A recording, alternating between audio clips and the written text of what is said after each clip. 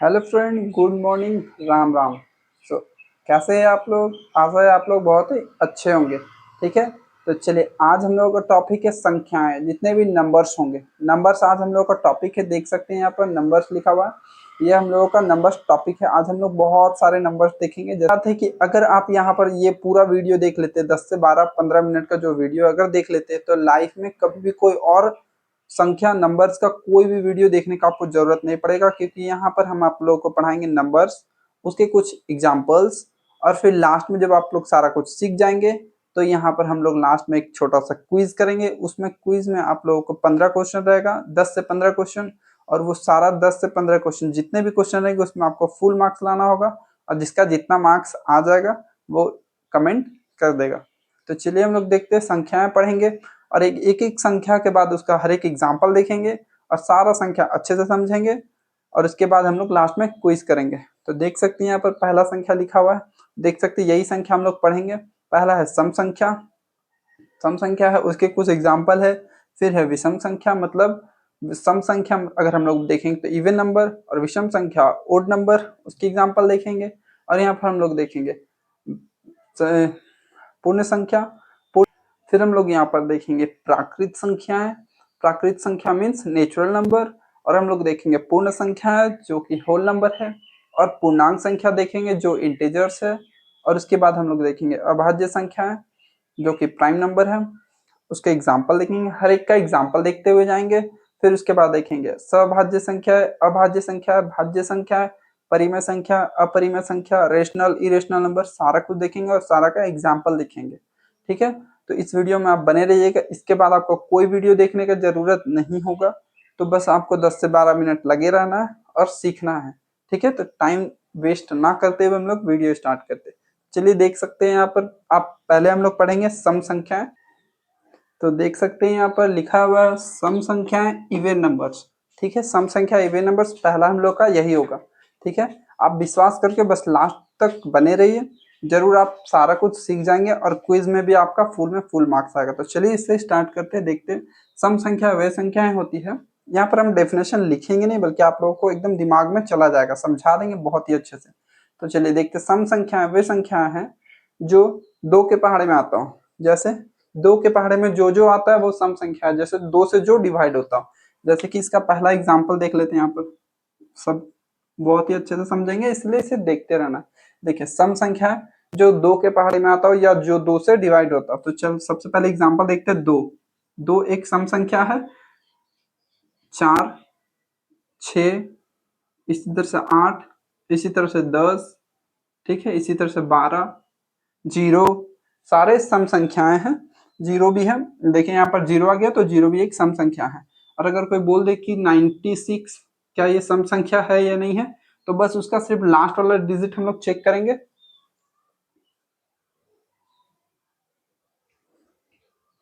यहाँ पर हम लोगों को देखना है 96 क्या ये सम संख्या है, इवन नंबर है या नहीं। तो बस उसका वंस वाला प्लेस, मतलब ये वाला पहला वाला देखेंगे। 6 है, 6 है तो ये इवन नंबर मतलब सम संख्या है। तो क्या यहाँ पर ये भी हो जाएगा। और 128 को ऐसे बोल दिया क्या ये सम संख्या है या नहीं है, तो बस उसका ये वाला प्लेस देखेंगे। 8 है तो यहाँ पर हम लोग का 8 है, तो वो भी एक सम संख्या है। इसी तरह से कितने भी बड़ा नंबर है तो बस उसका पहला डिजिट चेक करेंगे, और अगर वो सम संख्या मतलब इवन नंबर है तो वो सारा नंबर, ये पूरा 128 ये एक सम संख्या हो जाएगा।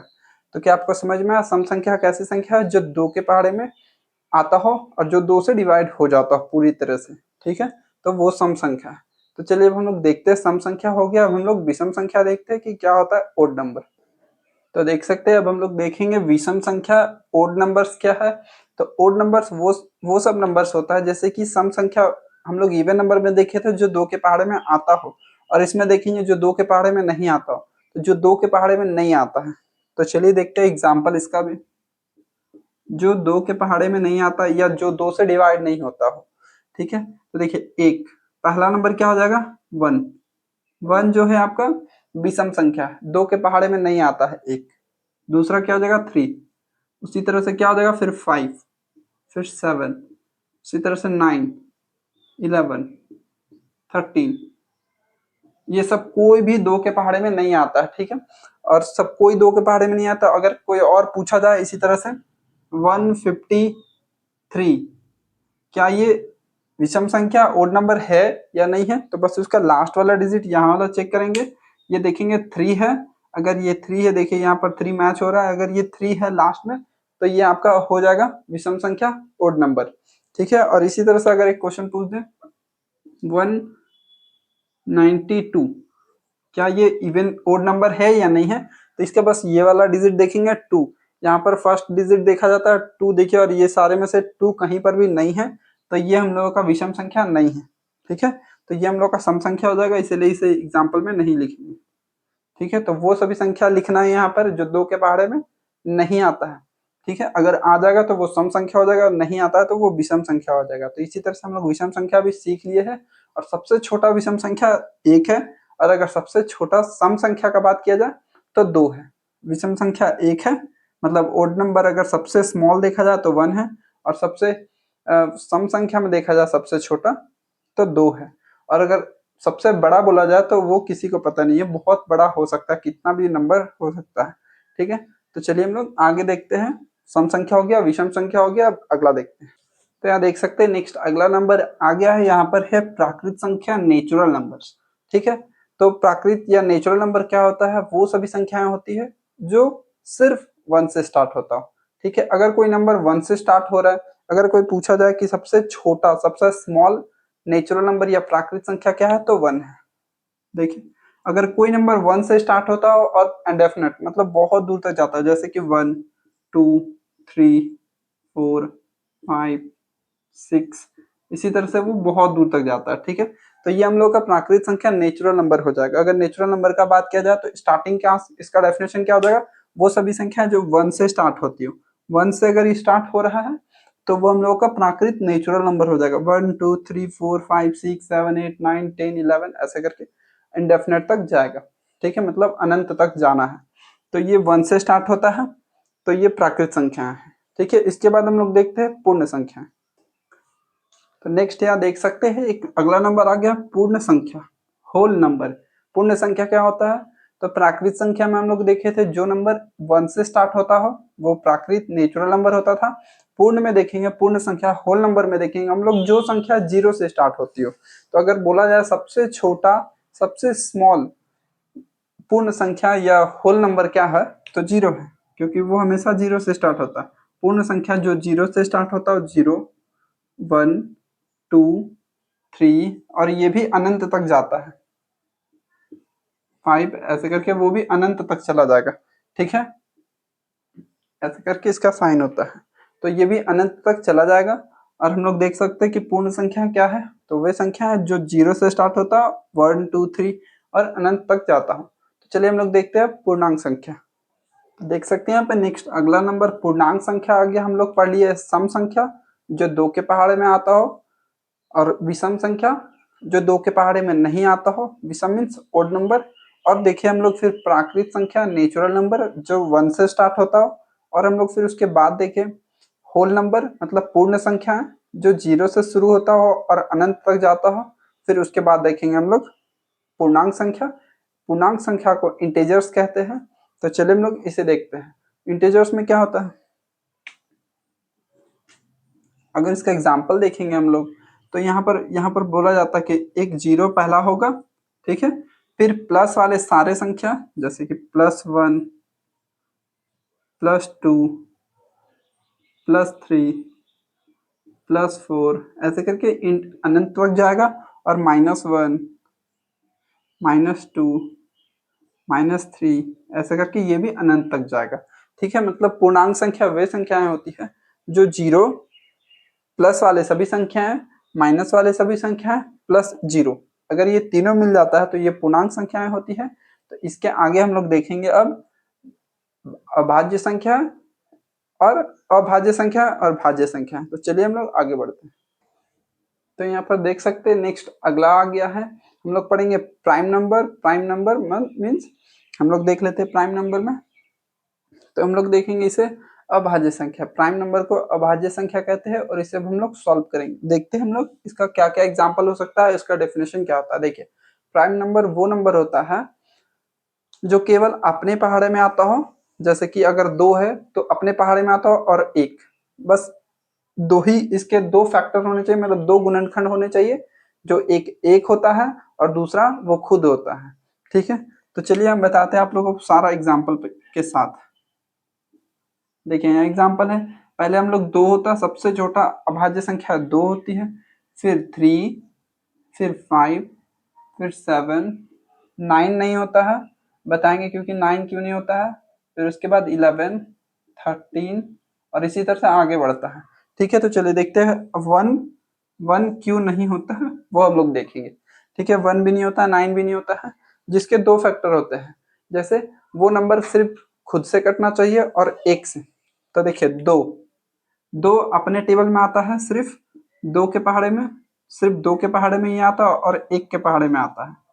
देखिए केवल ये 2 के पहाड़े में आता है और 1 के पहाड़े में आता है और किसी के पहाड़े में नहीं आता है।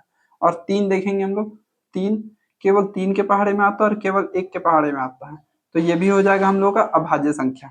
ठीक है, प्राइम नंबर जिसके 2 ही फैक्टर है वही प्राइम नंबर होगा, जिसके 2 से अधिक फैक्टर है वो प्राइम नंबर नहीं होगा, वो हो जाता है हम लोग का कंपोजिट नंबर, वो इसके बाद हम लोग सीखेंगे। देखिए 5 है, ये भी सिर्फ 5 के टेबल में आता है और 1 के टेबल में आता है। 7 भी इसी तरह से सिर्फ 7 में आएगा और 1 में आएगा। 11 भी सिर्फ 1 में और 11 में आएगा। ठीक है, तो क्या आपको सारा समझ में आ गया? तो ये सब समझ में आ गया, तो अब हम लोग देखेंगे 1 भी तो केवल 1 के भी तो 2 ही फैक्टर होते हैं, एक 1 होता है और फिर एक 1 ही होता है। देखिए 1 भी केवल 1 के पहाड़े में आता है और अपने पहाड़े में आता है, 1 भी केवल 1 में आता है और अपने पहाड़े में आता है, लेकिन दोनों ही इसका जो फैक्टर है, दोनों ही गुणनखंड जो है एक जैसा है।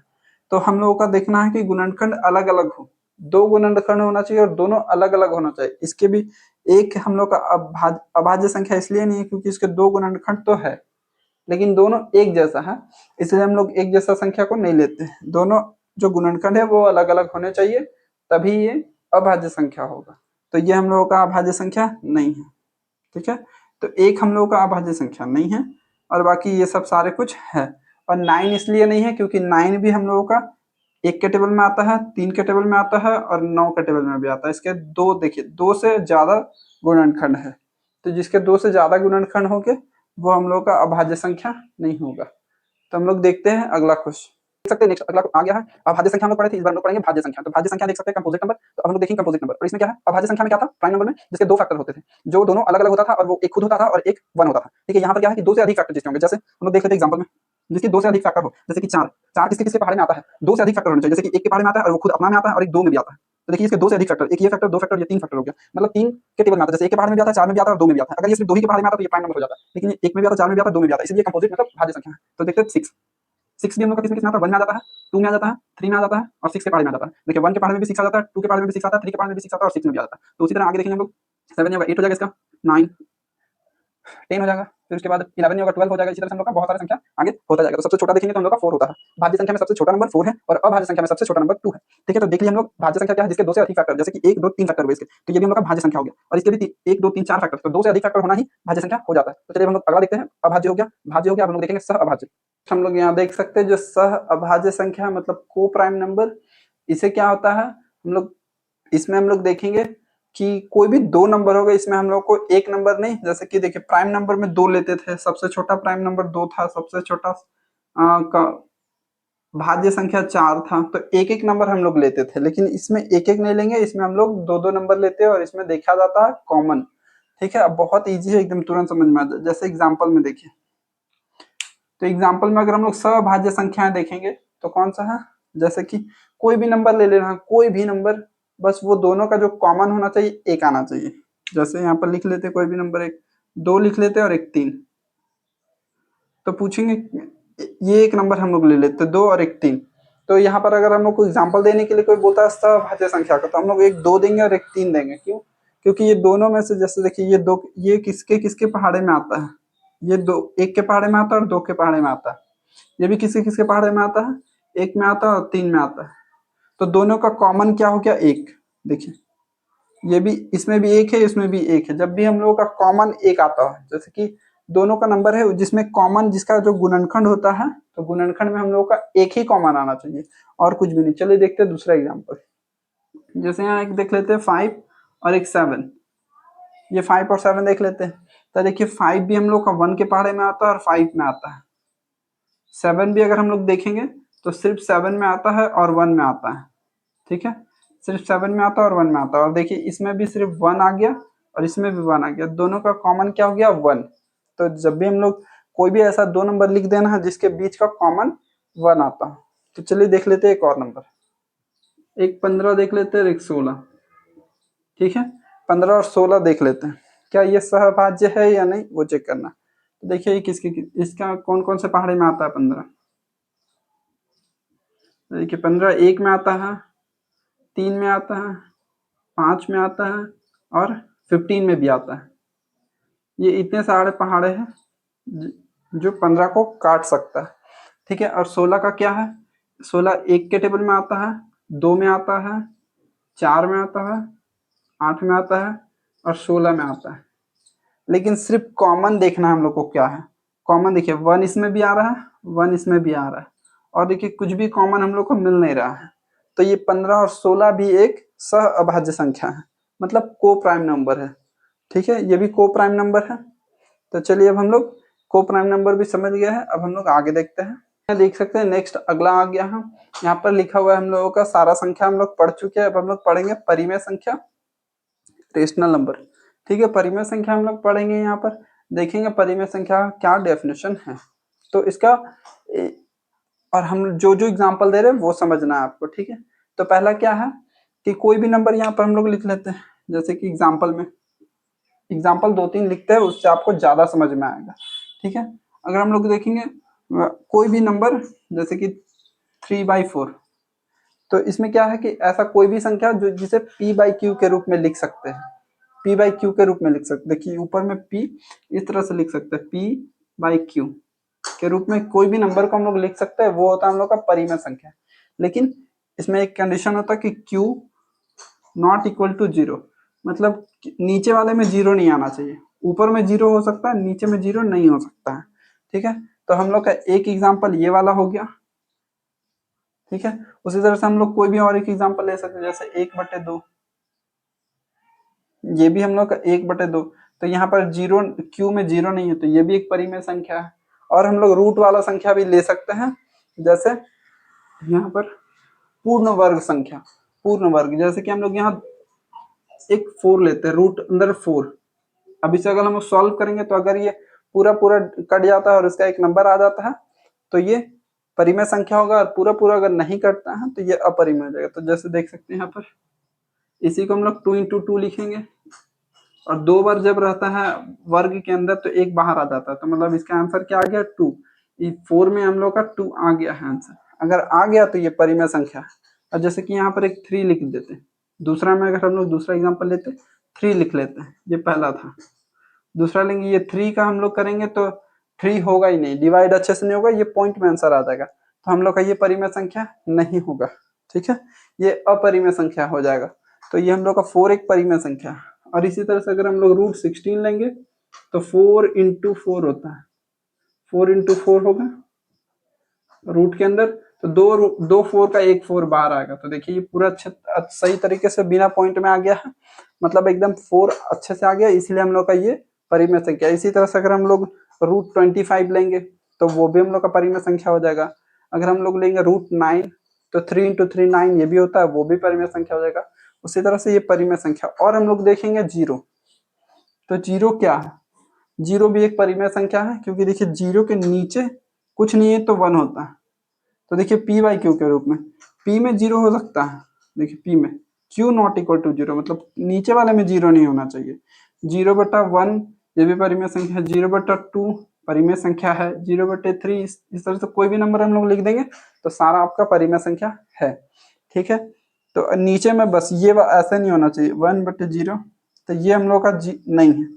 ठीक है, ये हम लोग का परिमेय संख्या नहीं है, और ये सारा है। तो चलिए हम लोग आगे देखते हैं अगला। नेक्स्ट हम लोग यहाँ पर देख सकते हैं अपरिमेय संख्या क्या है, इरेशनल नंबर। अब इसे हम लोग देखते हैं कि इसका डेफिनेशन क्या होता है। तो हम लोग परिमेय संख्या तक सीख चुके हैं, अब देखेंगे अगला अपरिमेय संख्या। तो अपरिमेय संख्या वो होता है जो, जैसे कि यहाँ पर अभी बताया था आप लोगों को, जैसे √2 को अगर हम लोग डिवाइड अच्छे से करते हैं तो आंसर पॉइंट में जाएगा।